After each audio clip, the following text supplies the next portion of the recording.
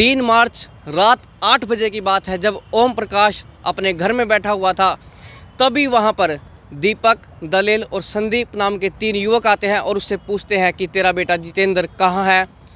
तब ओम प्रकाश ने कहा कि वो घर पर नहीं है, मुझे नहीं पता वो कहाँ पर है। लेकिन ऐसा कहकर वो तीनों बदमाश वहाँ से बलवान की बैठक की तरफ निकल पड़े, जहाँ उन्हें शायद अनुमान था कि जितेंद्र बैठा होगा।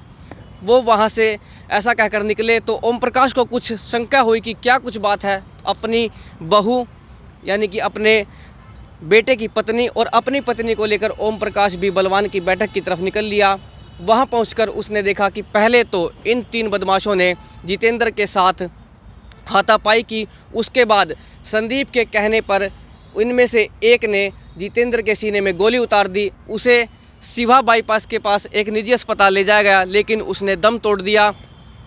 घटना इसराने की है, जिसके बाद तीनों बदमाश मौके से फरार हो गए और अब तक उनकी जो है तलाश जारी है। अभी तक वो तीनों बदमाश पकड़े नहीं गए हैं और यह भी सामने आया कि जो तीनों बदमाश है वो भाईचारे में है, यानी कि जिसका कत्ल किया गया है वो उनका कुछ लगता है रिश्तेदारी में या भाईचारे में, और इसराना गांव में उनके ही पड़ोसी थे जिन्होंने इस घटना को अंजाम दिया। इससे एक बात तो स्पष्ट पता चलती है, एक तो बंदूक लिए हुए थे वो हाथ में, दूसरा बदमाशों के हौसले कितने बुलंद है। आपराधिक घटनाएं और अपराध लगातार बढ़ते जा रहे हैं।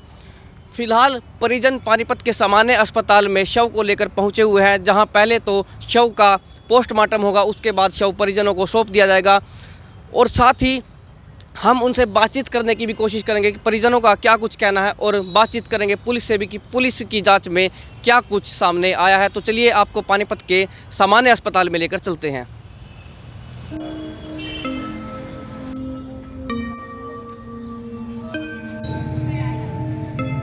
मामले के जांच अधिकारी एएसआई सतविंदर सिंह हमारे साथ हैं।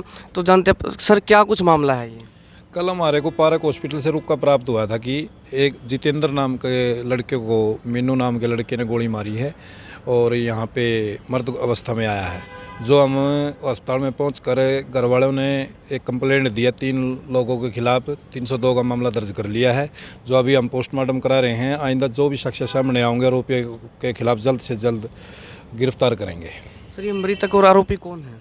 ये एक ही परिवार के बता रहे हैं, जो एक आमने सामने ही रहते हैं। मृतक की उम्र कितनी के आसपास? 34 साल जी। कुछ पता चला क्या कारण रहा?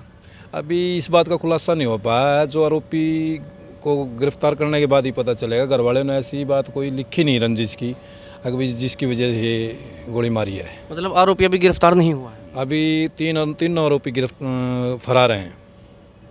चलिए, एएसआई हमारे साथ थे और इन्होंने बताया कि अभी जांच भी चल रही है, क्योंकि हत्या तो हो चुकी है लेकिन कारण आने अभी सामने है कि क्यों की गई है, क्योंकि कुछ ना कुछ तो कारण जरूर रहा होगा। और साथ ही अब ये आपस में भाईचारे में है, तो अभी घर वालों का भी बयान आने बाकी है। वो बोले या ना बोले उस बारे में स्पष्ट नहीं है कि वो कुछ क्या कुछ कहेंगे इस बारे में, लेकिन जो भी जानकारी निकल कर सामने आएगी वो हम अपने दर्शकों तक जरूर पहुंचाएंगे। तब तक के लिए आपसे अपील है, हमारे साथ जुड़े रहिए और कमेंट बॉक्स में कमेंट करके वीडियो को शेयर कीजिए।